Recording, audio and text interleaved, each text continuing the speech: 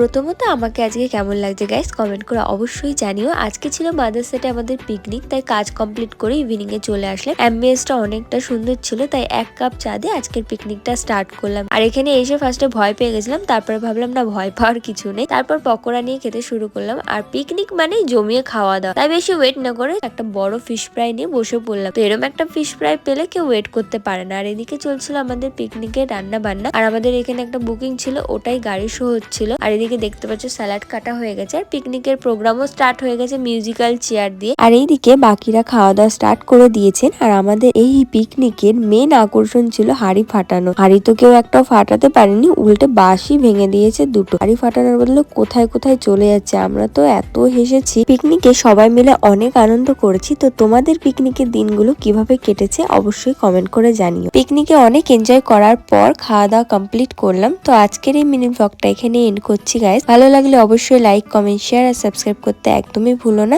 দেখা হচ্ছে নেক্সট ব্লগে।